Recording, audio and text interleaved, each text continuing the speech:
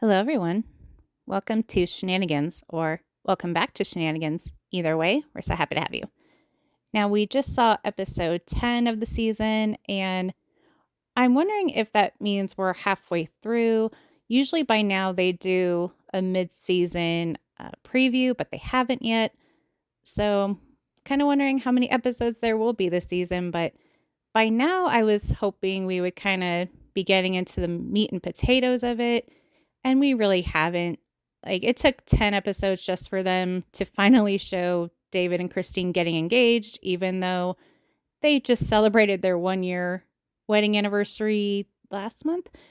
So, yeah, some of this episode was, eh, I mean, nothing overly exciting. Some of it was interesting, but not a ton.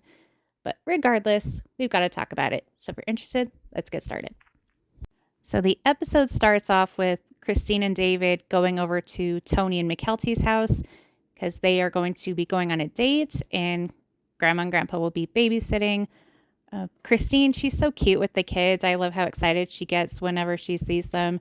And David has grandkids of his own too, so he's used to being around little kids and babies. And Christine says he's such a sexy grandpa.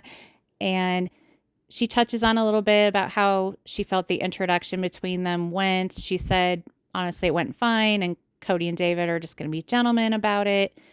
And she also touches on a little bit about what it was like with the kids growing up and how there was 5 in diapers at one time and that it was hard and it was like running a preschool. But I honestly think she missed her calling as being a teacher because she's so great with kids, and I think that would have been really a cool job for her. But then she also talks about how she and David just met and how fast they're going, but when you know, you know. And they went house hunting last episode, and we learned that they did buy a house, and she's really excited. They're talking about putting in a hot tub and just so really excited about the whole thing. And yeah, really not a whole lot to unpack there. Next, we see Mary at her B&B with her friends Jen and Blair, and looks like they're redecorating what is going to be her bedroom. And it's so funny because this scene had me cringing a little bit with how Mary was painting with a tiny roller and painting white in all different directions. And I don't know if this was more like the white was going to be a base coat for the color she'll actually go with, but I guess we'll see what happens. Anyways, she's talking about just how things are going with Cody. Jen asks, how he feels about the furniture because Jen says, you've got more furniture than you have room. Mary tells her she's been getting rid of it. And so Jen says, how does Cody feel about that? And she says he doesn't get an opinion. It doesn't matter. We're divorced. And she said it's been a while since anybody has really checked in on her, even to say, you're traveling. Did you get there safe? And that was really sad.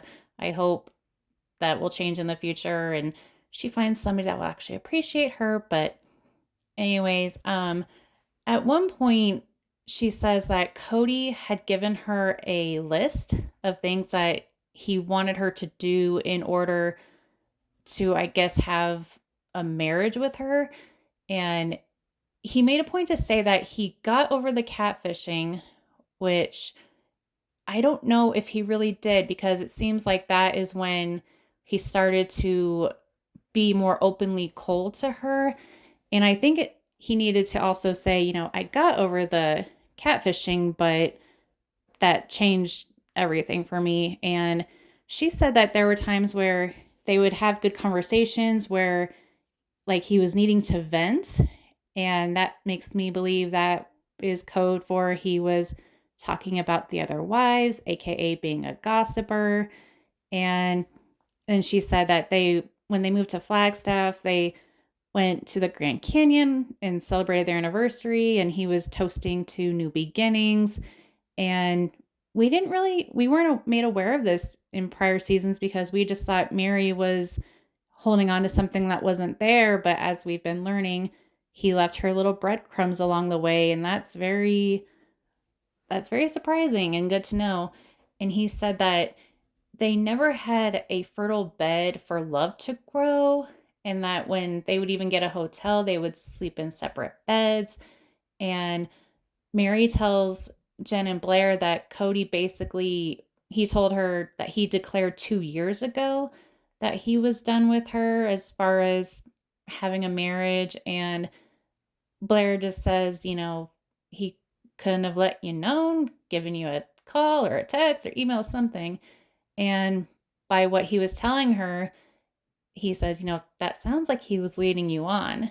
And Mary's just kind of laughing it off. But I'm glad that she has friends like this that'll tell her to her face, like, Cody's a jerk, plain and simple. And I think that I feel like she listens to them more than anybody, because when they tell her straight up, this dude does not have your best interest at heart, you deserve better. I think coming from them, it maybe sinks in more than when other people try to tell her. Because we even saw how she was reacting to Janelle saying, I don't trust that they won't screw us over with the land. And she didn't seem to believe it. But I think if Jen were to tell her, she might hear it a little better. But she said that she did complete everything on this list that Cody had asked her to do, but it still didn't matter. So she thinks that he got to the point where he ran out of excuses before finally admitting he was done with her. And sounds like he just wanted her to take the blame for their marriage ending in an actual spiritual divorce. Um, she was saying that because Jen was asking her, about dating and what she's interested in, and if there's anyone that she should keep an eye out for. And Mary says, well, I've only been single for a month. And Jen says, well, more like 10 years. And Mary laughs, says, guess it depends on which way you look at it. But she's not interested in dating at the moment because she's still trying to process everything that was going on. And now that they're actually officially divorced, even though they've been living like a divorced couple for a very long time. And looks like she's going to be focusing on herself and getting her business and everything, all that, keeping that going. So that was Mary's story. Next, Isabel is over at Christine and David's new house, seeing it for the first time, helping her move stuff in. And Isabel, of course, expresses how she thinks things are moving too fast, but she's happy for her mom and thinks that it's beautiful that she's moving at her own pace. And Christine asks her, is it weird for her? And she says yes, but you're doing your thing, Mom. I'm happy for you. And Christine says that it's weird for her too, because even though she was married for so long, it really wasn't a typical married life, because she only slept with her husband, once every few nights. And now with David, he'll be there full time every night.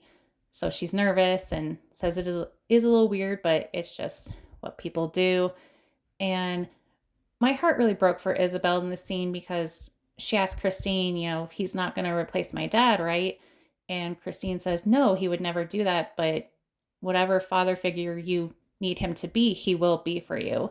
And Isabel says she's worried that her relationship with her dad will just, disappear. And I don't know. I feel a certain way, because I feel like Cody keeps, in a way, putting Christine in a position where she has to defend him, because they're going to her and saying all these concerns about their dad and that he's not around, and they're upset and missing him. And I feel like she's put in a position to where she either has to defend him, which she shouldn't be doing, and she's not exactly, it wouldn't be good of her to say, well, your dad's a jerk, he's a deadbeat. So I just hate that she's in that position. And it breaks my heart that Isabel is saying this, because she also said she sees that David is a great father to his own kids. And how beautiful would that be for him to be that way for all these new kids.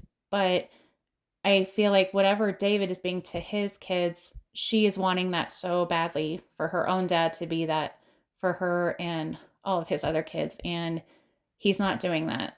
So I feel like her concern is, she'll, I don't know, she'll see David being this great father, but it'll also be a reminder that her own dad isn't being that way. Sorry, but Mary walking through the snow like that just reminded me of that song. But anyways, then we see Mary going to Cody and Robin's house to officially tell them that she's moving in a couple weeks. And she said she wasn't sure if she really needed to tell them or not because of the way things are, but said that she felt like she needed to tell them just because of, they've been a family for so long.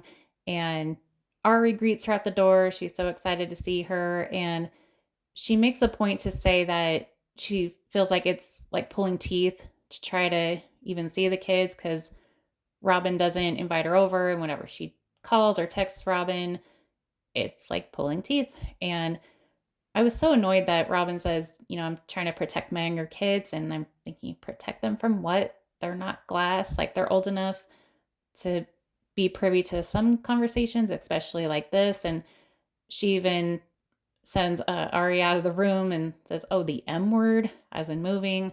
It's just ridiculous. But Mary says that, I'm going to be leaving in a couple of weeks. And Robin and Cody are both like, well, why so early? As if they're so shocked because Robin says, oh, you've been telling me June and July. And well, that's when my lease is up. But no, I'm moving in a couple of weeks. And she asks if Cody can help her pack up the truck and even drive the truck down to the B&B.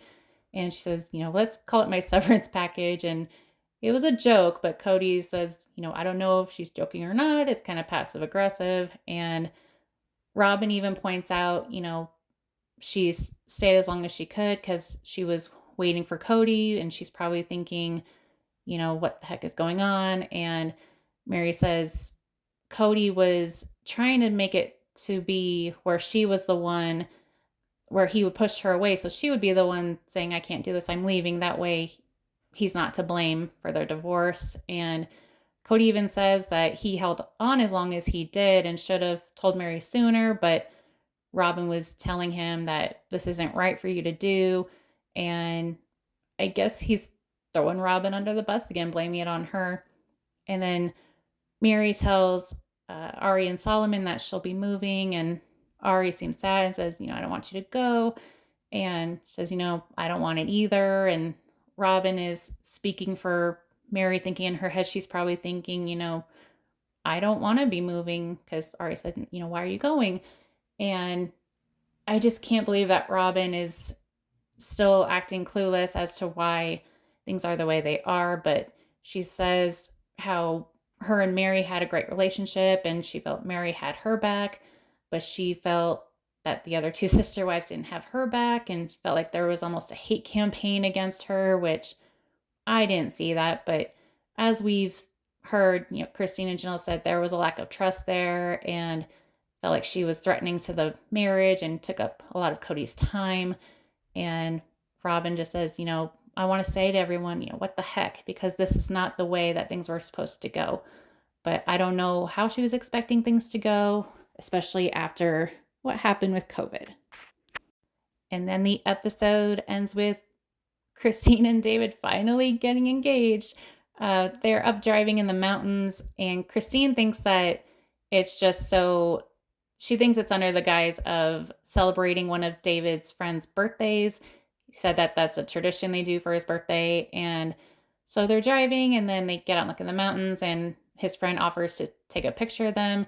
Then after the picture's done, David gets down on one knee and finally proposes, and she says yes. It's not very riveting considering they've been married for a year at this point, but I guess TLC wanted to show us step by step their relationship and what led up to the engagement. And I guess I'm wondering where we go from here because we've already seen the wedding and the planning and all that. So I guess we'll see what happens. I hope it's not too much of a major plot point anymore.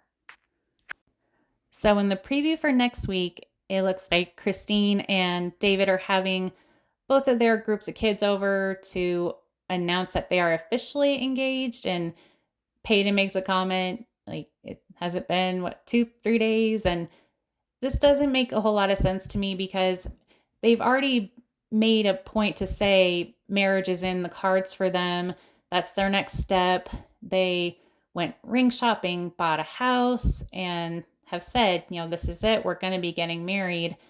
And so I'm not sure what was the need for the big announcement, unless maybe TLC asked them to do that for footage to film, because I don't know if they could have just sent the video and said in a text and said, hey, guess what? It's official. We're getting married. Now time to plan the wedding.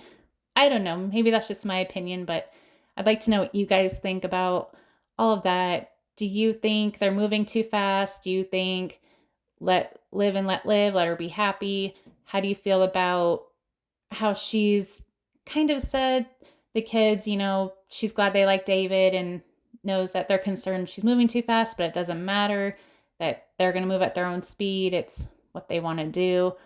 What are your thoughts on Mary leaving and Cody's reaction?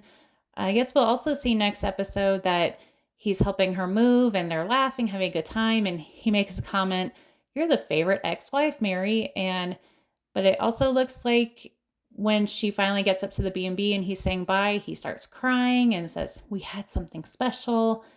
And I don't know, why would he be that emotional over someone that he claims that he never loved, was never in love with, and just married because it was his duty?